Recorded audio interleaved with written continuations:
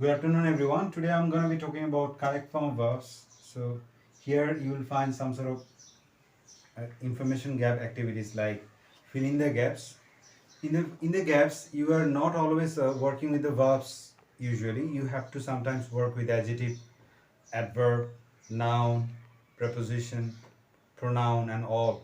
So therefore, I felt that therefore I should introduce some sort of other parts of speech in the sentences. I have written some sentences here. Let me explain them. The first one is the moon dash reflect dash shadow on earth. So the answer will be the moon reflects her shadow on earth. So the question could come, sir, moon এখানে হার হলো কেন? His তো হতে পারতো বা it's হতে পারতো, হার হলো কেন? সো কিছুক্ষণ পর আমি অভিজিৎ এবং অনিককে বলবো এই বিষয়গুলো এক্সপ্লেন করার জন্য। তো এখানে এমন কিছু ওয়ার্ড আছে ইংরেজিতে যেসব ওয়ার্ড সবসময় ফিমেল, অর্থাৎ ফিমেল ভার্সনটা নেই। এই জন্য মুনটা হচ্ছে ফিমেল ওয়ার্ড, তাই হার হবে, ইটস হবে না। Now let's come to the second one. They dash go dash abroad. তাহলে দে আর গোয়িং, এখানে প্রিপোজিশন হবে না, অ্যাব্রড। তাহলে প্রশ্ন হতে পারে, স্যার কোন কোন ওয়ার্ডের আগে প্রিপোজিশন হয় না? এখানে ইংরেজিতে এমনও অনেকগুলো ওয়ার্ড আছে যেসব ওয়ার্ডের আগে প্রিপোজিশন হয় না, যেমন home, abroad, here, there. Home, abroad, here, there. যেমন I am going to here, he is coming to there হয় না। I am going to home হয় না, আই এম গোয়িং হোম হয়। He is coming from abroad হয় না, he is coming abroad, he is going abroad. তো অ্যাব্রোডের আগে সাধারণত প্রিপোজিশন হয় না, এক্সেপশনাল কিছু ক্ষেত্রে হতে পারে, সিচুয়েশন বুঝে। এরপর আছে 3 number, death dash keep kept his icy hands on him। তাহলে প্রশ্ন হতে পারে, মৃত্যু তার শীতল হাতগুলো তার উপর রাখলো। যেহেতু মৃত্যু রেখেছে, এটা past tense, kept his icy hands। তাহলে প্রশ্ন হতে পারে, স্যার হিজ কেন হলো প্রোনাউনের ক্ষেত্রে? এখানে হিজ হওয়ার কারণ হচ্ছে এমন কিছু শব্দ আছে ইংরেজিতে যেসব শব্দ সবসময় মেল, যেমন সান, সান আর একটা শব্দ যেটা সবসময় মিল হয়, ওয়ার, পিয়ার, এগুলো সবসময় মিল হয়। তো এরকম কিছু ওয়ার্ড আমি আরও বর্ণনা করতে বলবো। Number 4, Sumi is junior dash me. এখানে আনসার হবে to me. Preferable, prefer, senior, junior, inferior, ulterior, posterior, এগুলো পরে সবসময় টু হয়। স্কার্টসলি হ্যাড, এটা হচ্ছে পাস্ট পারফেক্ট টেন্সের একটা এক্সাম্পল। স্কার্টসলি হ্যাড দ্য টিচার, তাহলে হ্যাড যেহেতু অলরেডি আছে তাহলে এন্টার্ড, এটা verb 3, entered the class when it started, এটা পাস্ট V2, এটা V2 পাস্ট ইনডিফিনিট টেন্স, এটা হচ্ছে past perfect tense. Entered and started to rain, মানে শিক্ষক শ্রেণীকক্ষে প্রবেশ করতে না করতেই বৃষ্টি আরম্ভ হয়েছিল, বৃষ্টি আরম্ভ হয়েছিল। The teacher kept the boys silent। এখন এই স্ট্রাকচারটা হচ্ছে এরকম, keep plus noun plus adjective. The teacher kept the boys silent, silent হচ্ছে অ্যাডজেক্টিভ, সাইলেন্স হচ্ছে নাউন। তাহলে আমরা বুঝতে পারছি সহজেই, কিপের পরে যদি নাউন হয়, কিপের পরে সাধারণত জিরান্ড হতে পারে, যেমন কিপ ডুইং, কিপ ওয়ার্কিং, এরকম হতে পারে। তবে কিপের পরে যদি নাউন আসে, সেক্ষেত্রে এর পরের অংশটা হবে অ্যাডজেক্টিভ। এটা হচ্ছে ফিক্সড একটা rule, rule number 6। Now 7, he is not, এটা খুব ইন্টারেস্টিং। নট এর পরে সাধারণত অ্যাডজেক্টিভ হয়, আর নো এর পরে নাউন হয়। তাহলে মনে রাখতে হবে আমাদের, নট এর পরে অ্যাডজেটিভ অ্যাডভার্ব, অ্যাডজেটিভ অথবা অ্যাডভার্ব, আর নো এর পরে হচ্ছে সবসময় নাউন। তাহলে আমরা এক্সাম্পল দিয়ে বোঝাচ্ছি, হি ইজ নট গুড দিলাম, অথবা হি ইজ নট ওয়েল দিলাম। দেয়ারফর হি হ্যাজ নো, তাহলে এখানে নাউন দিতে হবে, পিস। পিসটা হচ্ছে কি? নাউন, শান্তি। হি হ্যাজ নো পিস, সে যেহেতু ভালো না তাই তার শান্তি নেই। এই হচ্ছে এক্সাম্পলগুলো, আমরা আরও এক্সাম্পল দিয়ে বর্ণনা করবো। এখন আমি অনুরোধ জানাচ্ছি অভিজিৎ এবং অনিককে রুল নাম্বার 1 এবং 3টা এক্সপ্লেন করার জন্য। ধন্যবাদ। ধন্যবাদ স্যার, আমাকে আর আমার ফ্রেন্ডকে রুলগুলো এক্সপ্লেন করে দেওয়ার জন্য।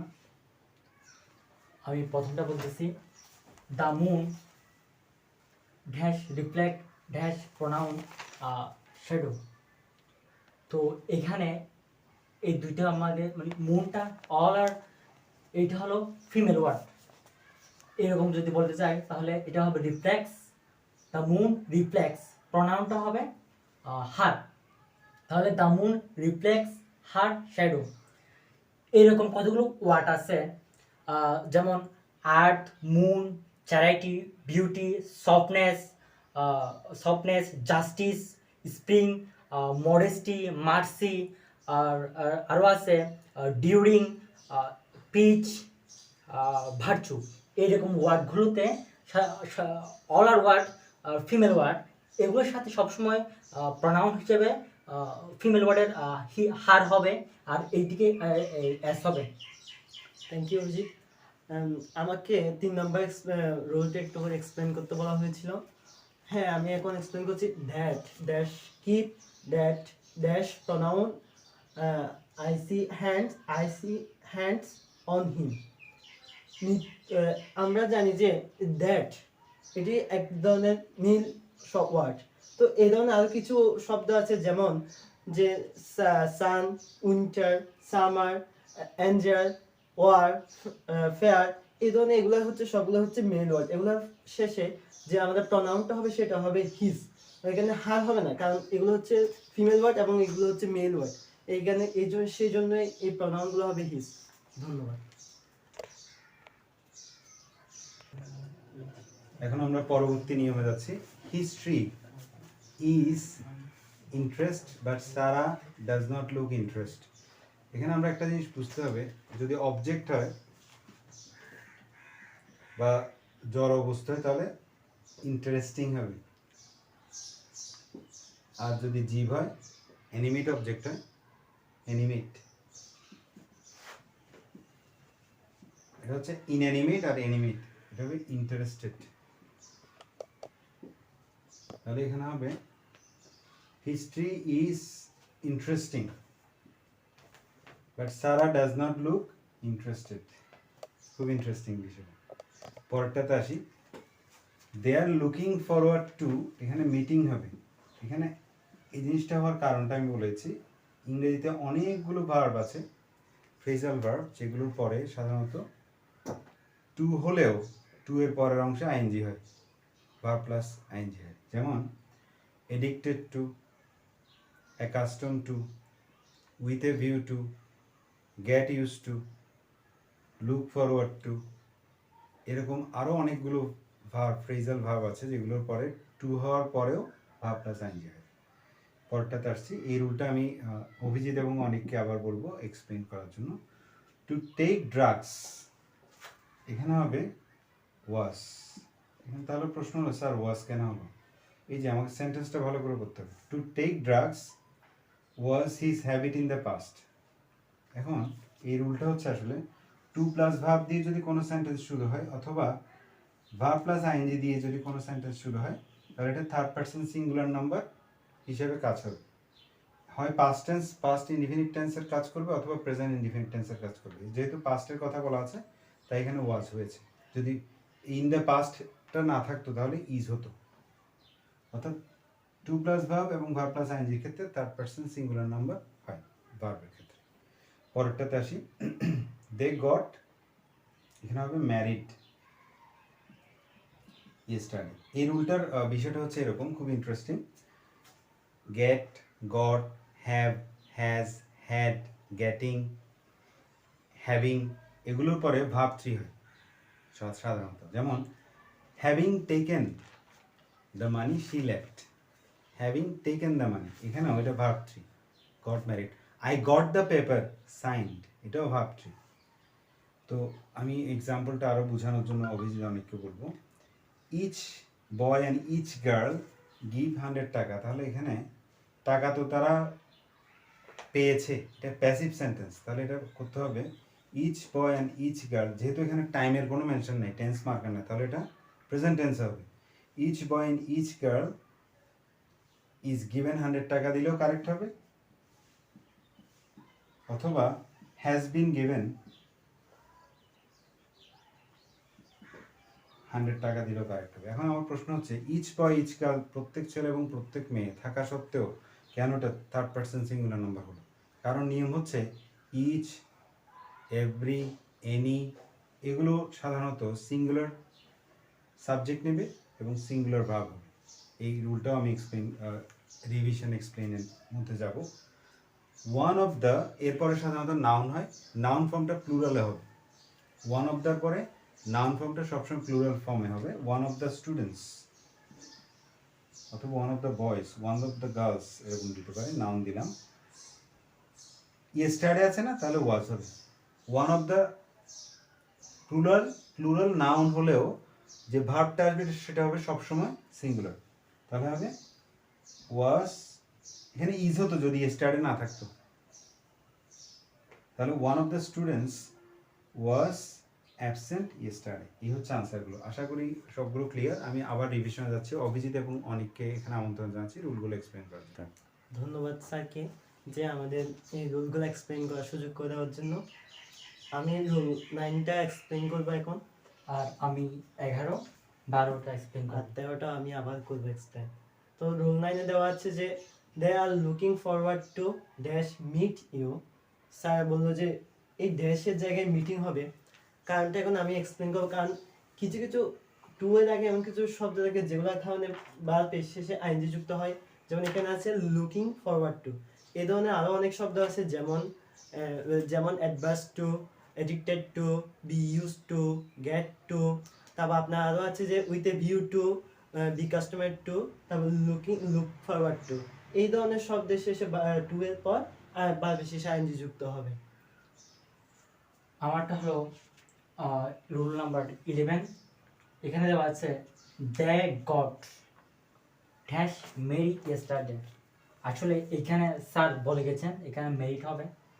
এই মেরিটটা হওয়ার কারণ হলো আমাদের কিছু নিয়ম আছে, রাইট ফর্ম অফ ভার্বসের নিয়ম মধ্যে পড়লে এই যেমন এখানে দ্যাট গট দেওয়া আছে, দ্যাট গট, তাহলে আমি বলতে চাই নিয়মের মধ্যে get, got, getting, having, giving এগুলো থাকলে সবসময় ফার্স্ট টেন্স মেরিট হবে।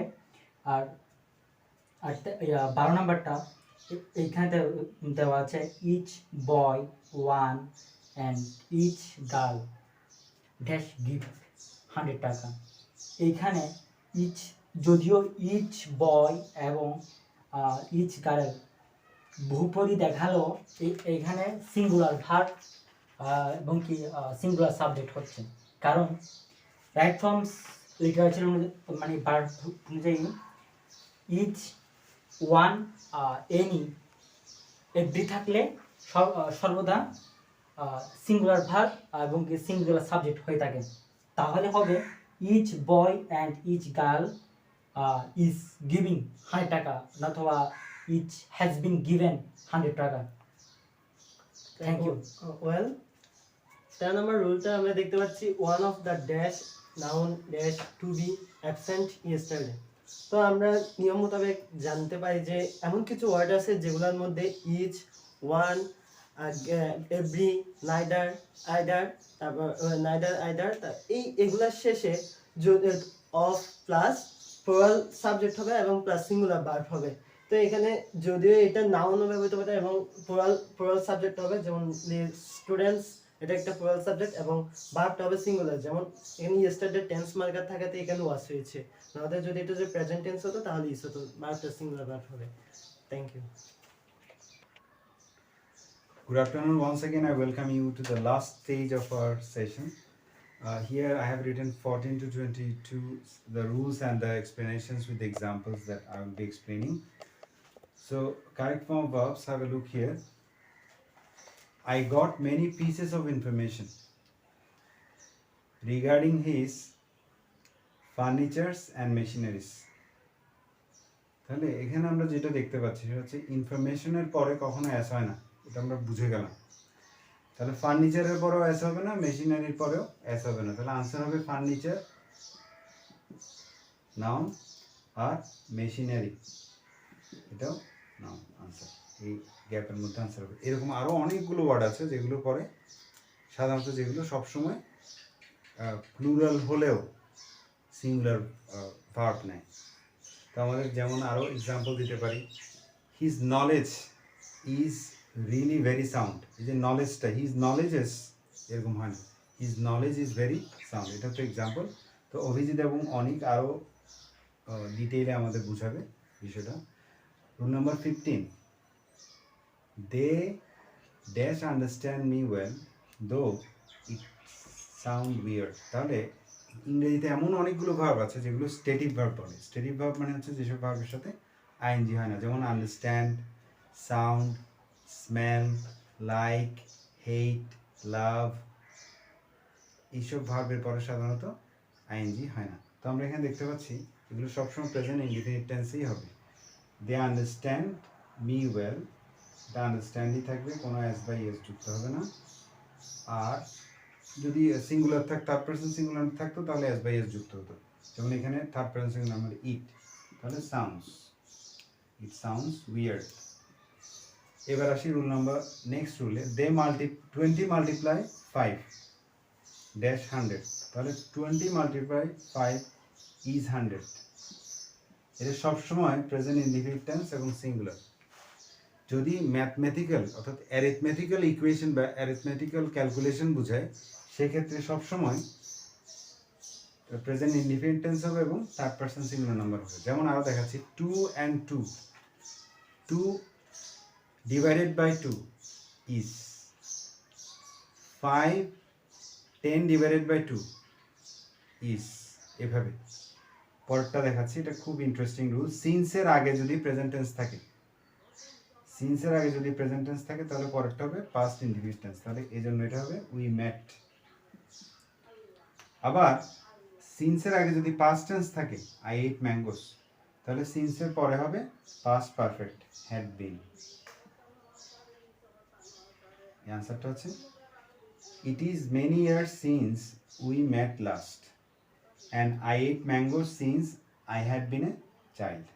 অর্থাৎ এটা সহজেই আমরা বুঝে গেলাম যে সিন্সের আগে যদি পাস্ট টেন্স থাকে, সিন্সের পরে হবে পাস্ট পারফেক্ট, আর সিন্সের আগে যদি প্রেজেন্ট টেন্স থাকে, যে কোনো প্রেজেন্ট, এটা কন্টিনিউয়াস হতে পারে, পারফেক্ট হতে পারে, প্রেজেন্ট পারফেক্ট হতে পারে, প্রেজেন্ট পারফেক্ট কন্টিনিউয়াস হতে পারে, যে কোনো প্রেজেন্ট টেন্স থাকলেই এখানে হবে পাস্ট ইনডিফিনিট। আর যদি এখানে সিন্সের আগে যদি পাস্ট কন্টিনিউয়াস অথবা পাস্ট ইনডিফিনিট অথবা সিম্পল থাকে, তাহলে আমরা এখানে সবসময় পাস্ট পারফেক্ট বসাবো। এই জন্য এগুলো হচ্ছে আনসার। এবার আসি অ্যাজ ইফ অ্যাজ দো, যেন, এর ক্ষেত্রে একই রকম। অ্যাজ ইফ অ্যাজ দোর আগে যদি প্রেজেন্ট টেন্স থাকে তাহলে এটা হবে পাস্ট টেন্স।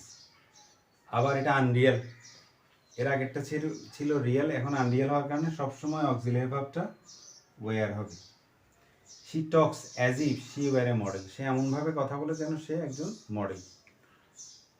শি স্পোক, সে এমনভাবে কথা বলেছিল, as though she had studied, তাহলে আমরা যদি অ্যাজ দোর আগে যদি পাস্ট ইনডিফিনিট টেন্স থাকে তাহলে অ্যাজ দোর পরে হবে past perfect tense, she had studied modeling. Rule number পরটা তার সেটা খুবই ইম্পর্ট্যান্ট একটা rule, you must wait here till I do not return. এখন এখানে একটা ছোট্ট বিষয় বলি, আনলেস আনটিল হলে এই পরের সেন্টেন্সটা হবে অ্যাফার্মেটিভ, আর যদি টিল থাকে তাহলে সেন্টেন্সটা হবে নেগেটিভ। এটা একটু করে বুঝাচ্ছি, you must wait here till I do not return, do not return টা রিটার্নই থেকে যাবে। তো যদি এখানে আনলেস থাকতো তাহলে আই রিটার্ন হতো, আনটিল থাকলেও আই রিটার্ন হতো। অর্থাৎ টিলের পরে নেগেটিভ সেন্টেন্স হয়, আনটিল আনলেসের পরে অ্যাফার্মেটিভ সেন্টেন্স হয়। এটা খুব মাথায় রাখতে হবে। আর এগুলো হচ্ছে correlative conjunction, sorry coordinating conjunction. Coordinating conjunction আরও এক্সাম্পল আছে, যেমন as, because, for, unless, until, আরও অনেকগুলো এক্সাম্পল যেগুলো আমাদের অভিজিৎ এবং অনেক বিষয়গুলো পড়বে। এবার আসি রুল নাম্বার 20, খুব ইন্টারেস্টিং রুল। রুল নাম্বার 20, ইট ওয়াজ হাই টাইম। আমরা সাধারণত ইট ইজ হাই টাইমটা রুলটা পড়েছি। ইট ওয়াজ হাই টাইম থাকলে সেক্ষেত্রে পাস্ট পারফেক্ট টেন্স হবে। এখানে হবে we had become aware of COVID-19. এখানে যদি ইট ইজ হাই টাইম থাকতো তাহলে হতো উই বিকেম, পাস্ট টেন্স। অর্থাৎ ইজ থাকলে, ইট ইজ হাই টাইম থাকলে, এখানে আরেকটা বিষয় বলি, হাই টাইমের জায়গায় প্রপার টাইম, রাইট টাইমও থাকতে পারে, রুল একই। It is high time we became aware of COVID-19. It was high time we had become aware of COVID-19. এখন it is high time দিয়ে কোনো সাবজেক্ট নাই, তাহলে কি হবে? অথবা it was high time দিয়ে কোনো সাবজেক্ট নাই, তাহলে টু প্লাস ভার্ব হয়ে যাবে। It was high time to become aware of COVID-19. We থাকলো না, যদি সাবজেক্ট না থাকে সেক্ষেত্রে অন্য নিয়ম হবে। তাহলে আমি আবার বলছি, যদি প্রেজেন্ট টেন্স থাকে এবং সাবজেক্ট থাকে তখন হবে পাস্ট টেন্স, যদি পাস্ট টেন্স থাকে এবং সাবজেক্ট থাকে তখন পাস্ট পারফেক্ট টেন্স, যদি পাস্ট প্রেজেন্ট যাই থাকুক না কেন যদি সাবজেক্ট না থাকে তাহলে টু প্লাস ভার্ব হয়ে যাবে, V1। পরটাতে আসছি, দে আর শিওর অফ সাকসেস। এই বিষয়টা হচ্ছে এরকম, খুব ইন্টারেস্টিং। আর্টিকেল, পজেসিভ এবং নাউন, সরি প্রিপোজিশন, এগুলোর পরে সাধারণত প্রিপোজিশন, এই তিনটা বিষয়ের পরে সাধারণত হয় জিরান্ড হবে, নাহলে নাউন হবে, জিরান্ড অথবা নাউন। তাহলে আমরা একটা করে দেখাচ্ছি। আর্টিকেলের পরে সাধারণত নাউন অথবা জিরান্ড হয়। পজেসিভের পরে যেমন হিজ, হার, দেয়ার, মাই, এগুলোর পরে পজেসিভ হয় ভার্ব প্লাস আইএনজি হবে, আর না হলে নাউন হবে। প্রিপোজিশনের পরেও ভার্ব প্লাস আইএনজি অথবা নাউন হবে। তো আমি একটা দেখাচ্ছি এখানে, দে আর শিওর অফ সাকসেস দিতে পারো ডাইরেক্ট, কিন্তু এখানে দে আর শিওর অফ সাকসিডিংও হয় এই যে প্রিপোজিশনের পরে। তাহলে আমি পছন্দ করব they are sure of succeeding, verb plus ING. তো আর্টিকেলের পরে কেমন হয়, যেমন he is a doctor, he is a doctor, আর্টিকেলের পর নাউন। আবার positive, this is my job, this is my job, তাহলে পজিটিভের পরেও নাউন। তাহলে উদাহরণগুলো আরও ক্লিয়ার হলো, যত প্র্যাকটিস করবো তত আরও বেশি ক্লিয়ার হবে। Rule number 22, you made me do the job, এটা হচ্ছে পজিটিভ ভার্ব। তো পজিটিভ ভার্বের আমি উদাহরণগুলো দিচ্ছি, make, have, get, let, make, have, get, let, আর আরেকটা হচ্ছে make, let, আরেকটা ভার্ব আছে। তো এগুলোর পরে সাধারণত ভার্ব 1 হয়, মানে ভার্বের প্রেজেন্ট ফর্মটা হয়, আর গেটের ক্ষেত্রে 2 প্লাস ভার্ব হবে। তাহলে make, get, make, have, get, let, make, have, get, let, এগুলো হচ্ছে পজিটিভ ভার্ব।